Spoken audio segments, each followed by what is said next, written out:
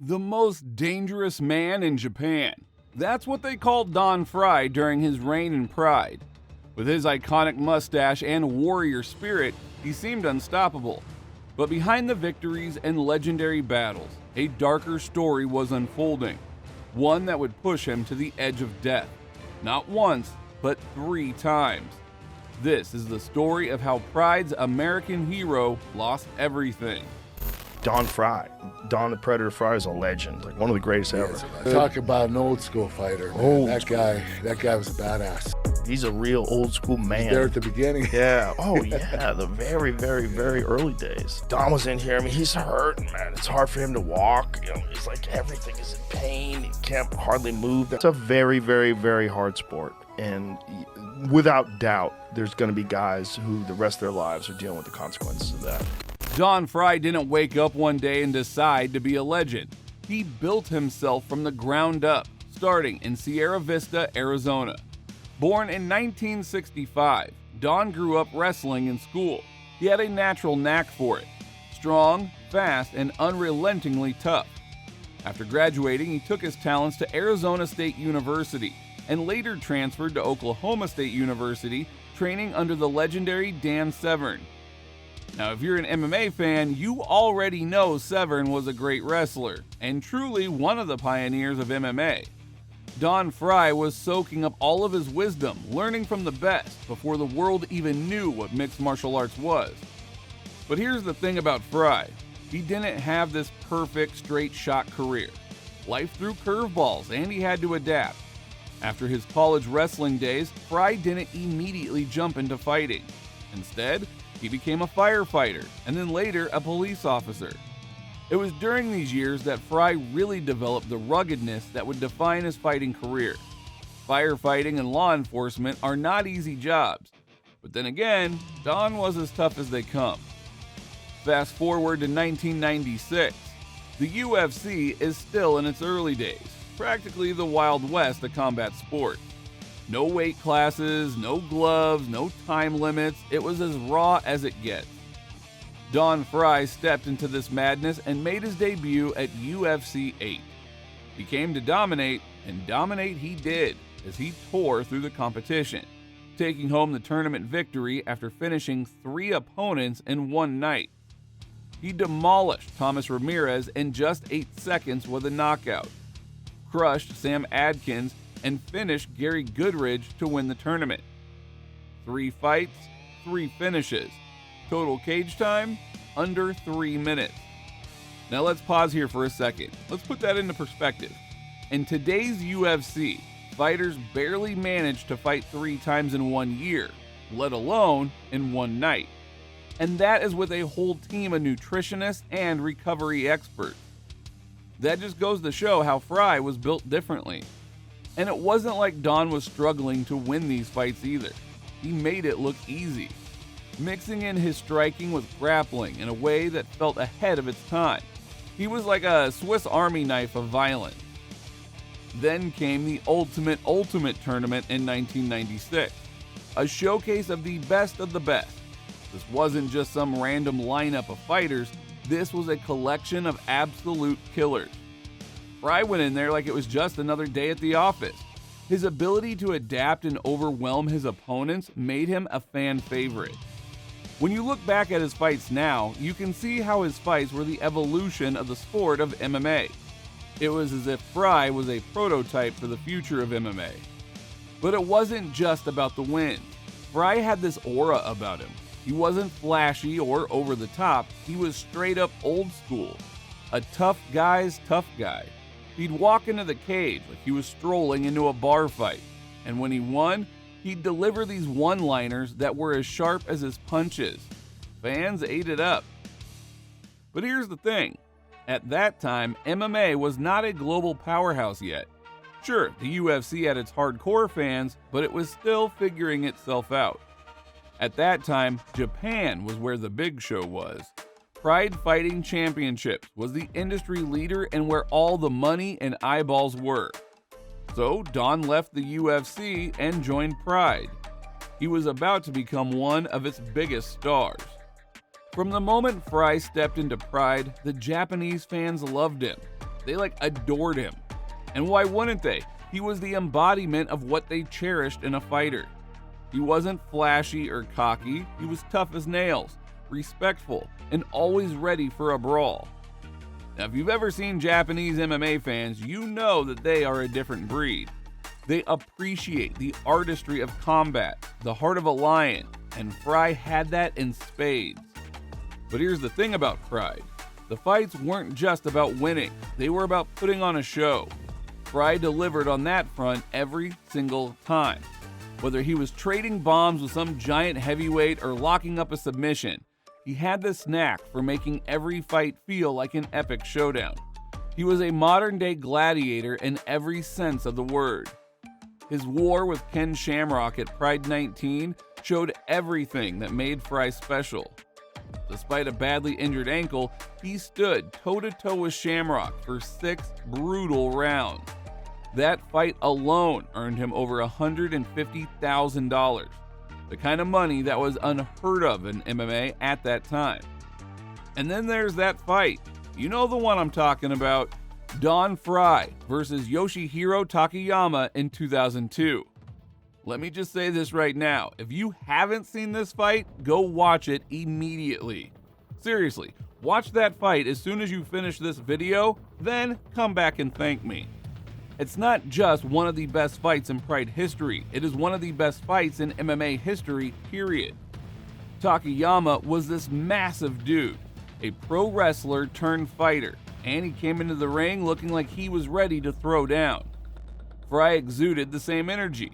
As soon as the bell rang, these two grabbed each other by the collar and just started trading punches like their lives depended on it. No defense, no strategy, just pure chaos. It was like watching two bulls charge at each other in slow motion. The crowd collectively lost its mind. You fought Yoshihiro Takayama. Yes, sir. God bless you. Everyone who's watching this, if you haven't seen this fight, it was the craziest MMA fight of all. Thank you. It looked like a hockey fight. was that fair to describe as that? I guess so. Yeah, we grab each other by the scruff of the neck and just start throwing. This was a dogfight in every sense of the word. And while Frye ended up getting the win, both men walked out of that ring as legends. Takayama's face was swollen beyond recognition. Frye's fists were probably broken. The fans knew they had witnessed something special. But let's not forget, Pride wasn't all glory. Behind the scenes, the toll on Frye's body was starting to show. The wars he fought in the ring were as brutal as they were entertaining.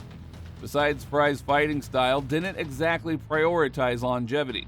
He was the kind of guy who'd take 2 punches just to land 1. It made him a fan favorite, sure, but it also meant his body was taking an insane amount of punishment. By the early 2000s, Frye was at the peak of his career. He was a household name in Japan, hailed as the most dangerous man in Pride. He had rivalries with legends like Ken Shamrock, putting on fights that are still talked about today.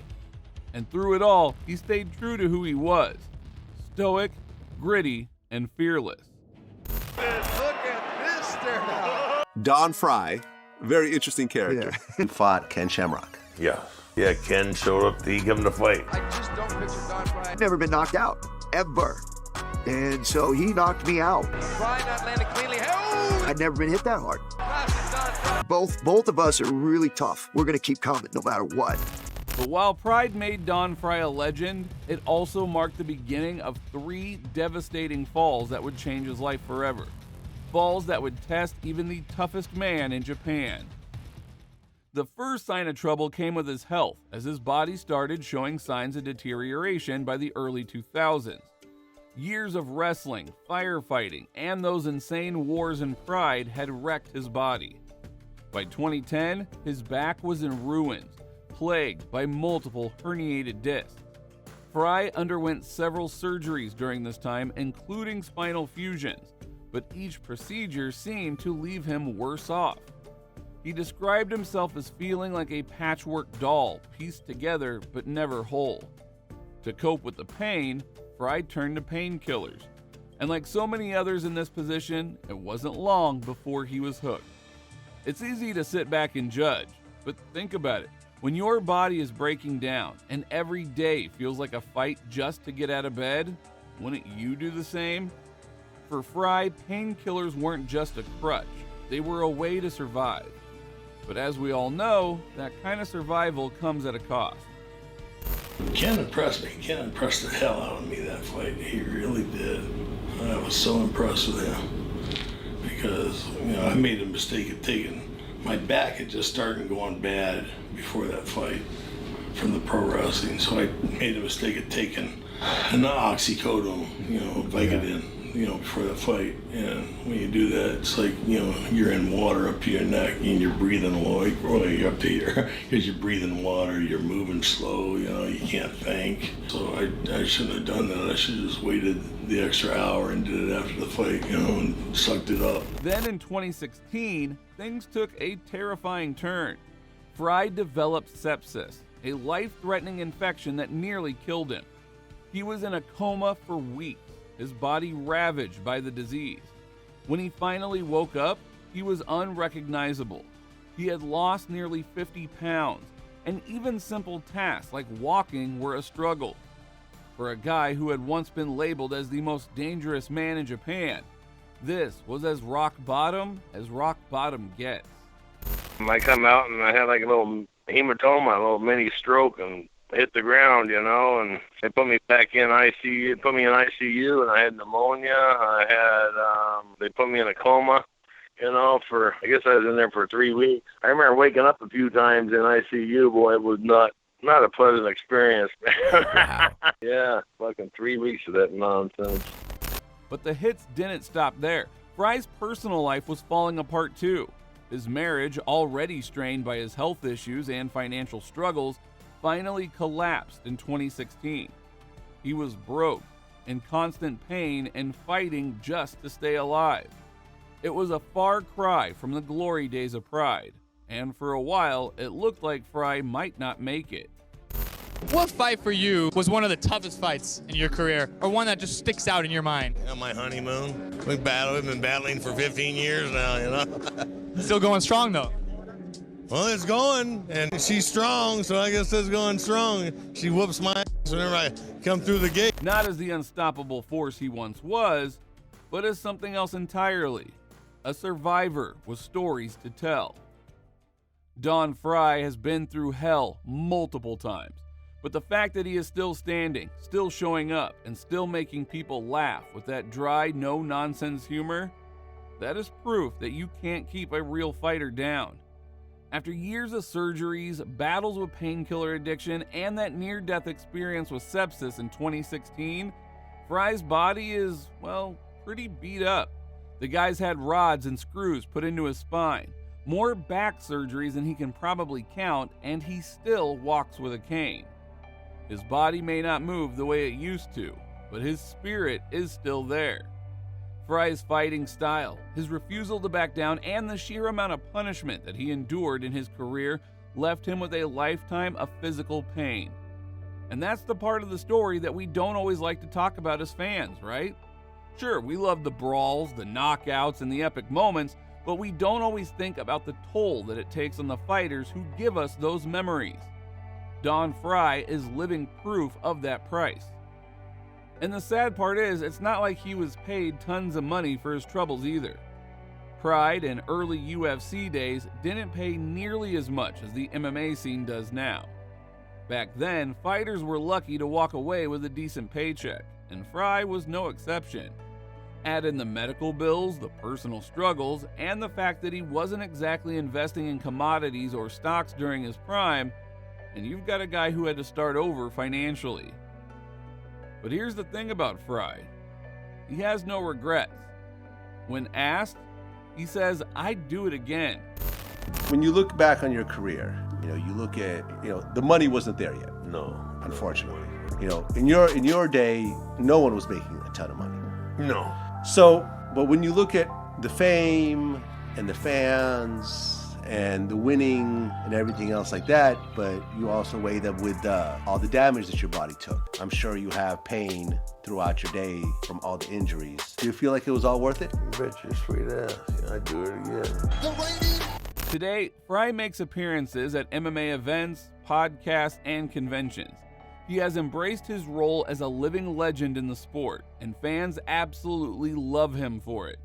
Whether he's sharing stories about his fights or dropping wisdom about life, Frye's presence is magnetic.